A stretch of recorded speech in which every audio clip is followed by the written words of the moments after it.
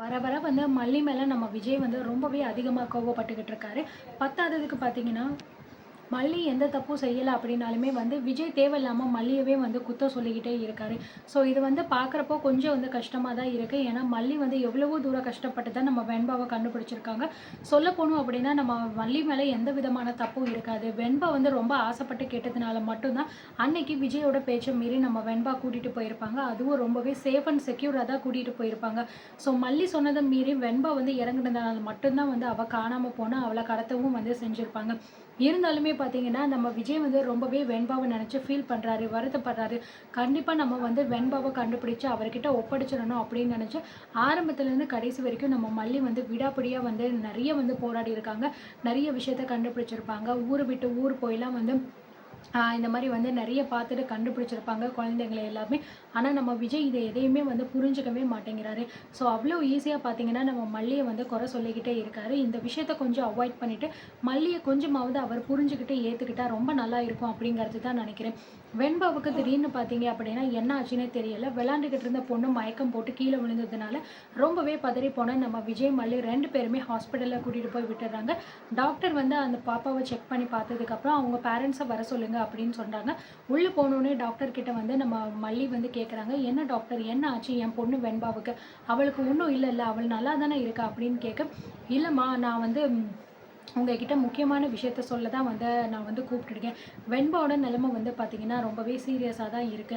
அது மட்டும் இல்லாம வெண்பாவ இனிமே நீங்க வந்து ஸ்கூலுக்கு அனுப்பவே கூடாது." அப்படிங்கிற மாரி சொல்றாங்க. "என்ன டாக்டர் என்ன சொல்லிக்கிட்டு இருக்கீங்க? ஏன் இப்படி சொல்றீங்க?" அப்படிங்கிற மாரி சொல்ல, இந்த மாதிரி வெண்பாவோட உடம்புல பார்த்தீங்க அப்படின்னா, ஏதோ ஒரு மருந்து வந்து கலந்திருக்கு. அந்த மருந்து ரத்தத்தில கலக்காம உடம்பிலேயே தேங்கி இருக்கிறதுனால தான் வெண்பாவுக்கு இந்த மாதிரியான ஒரு பிரச்சனை இருக்கு.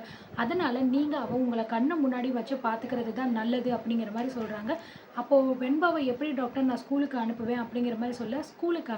என்ன விஜய் என்ன பேசிக்கிட்டு இருக்கீங்க? அதுக்கெல்லாம் வாய்ப்பே கிடையாது. வெண்பாவ இனிமே நீங்க ஸ்கூலுக்கு மட்டும் கிடையாது. அவள வந்து அதிகமா ஆட வைக்கிறது, ஓட விடுறது, ஸ்போர்ட்ஸ்லலாம் சேர்த்து விடுறது, இந்த மாரி வேலைலாம் நீங்க பண்ணவே கூடாது. அது அவளோட உயிருக்கு ரொம்பவே ஆபத்தாயிரும். ரொம்ப டேஞ்சர். நான் சொல்றது உங்களுக்கு புரியும்னு நினைக்கிறேன் அப்படிங்கிற மாரி டாக்டர் சொல்றாரு. நம்ம மல்லி சொல்றாங்க, "டாக்டர் ப்ளீஸ் டாக்டர் இப்படியெல்லாம் நீங்க சொல்லாதீங்க.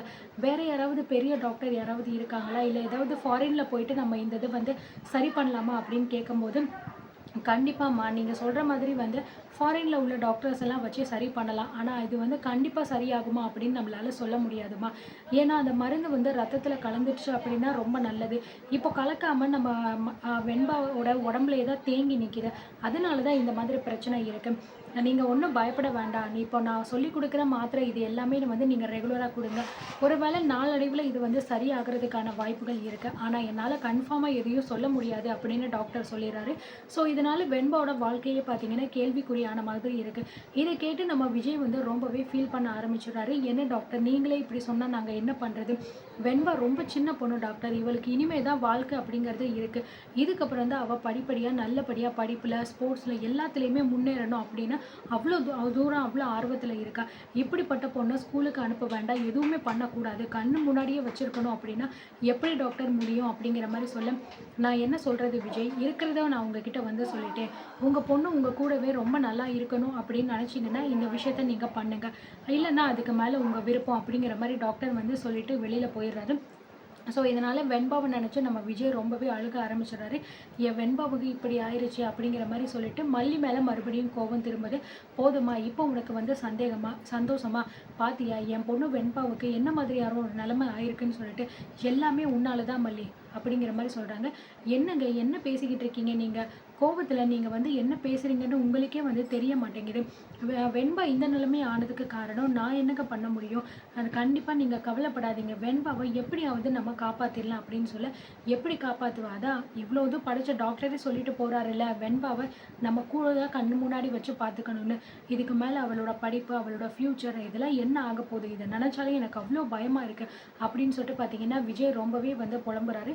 ஸோ மல்லிக்கு வந்து எப்படி ஆறுதல் சொல்றதுன்னு தெரியல. ஏன்னா மல்லி என்ன சொன்னாலுமே அத விஜய் வந்து இப்போதைக்கு அக்செப்ட் பண்ணிக்க மாட்டாரு. ஸோ வெண்பாவுக்கு இப்படி ஒரு நிலைமைய வந்து கடவுள் குடுத்துட்டாரு அப்படின்னு நெனச்சு நம்ம மல்லியுமே ரொம்ப ஃபீல் பண்ணிக்கிட்டு இருக்காங்க. ஏன்னா வெண்பா கிடைக்கணும் அப்படின்னு கோயில்ல பரிகாரம் எல்லாமே பண்ணியிருப்பாங்க. அது எல்லாமே நல்லபடியா நடந்து முடிஞ்சாலும், இப்படி ஒரு பேரதிர்ச்சி எல்லாருக்குமே கிடைக்கும் அப்படின்னு சொல்லிட்டு யாருமே எதிர்பார்த்திருக்கவே மாட்டாங்க.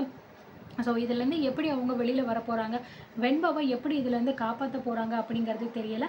ஒன் பை ஒன்னாக அடுத்தடுத்து நம்ம வெயிட் பண்ணி பார்க்கலாம்.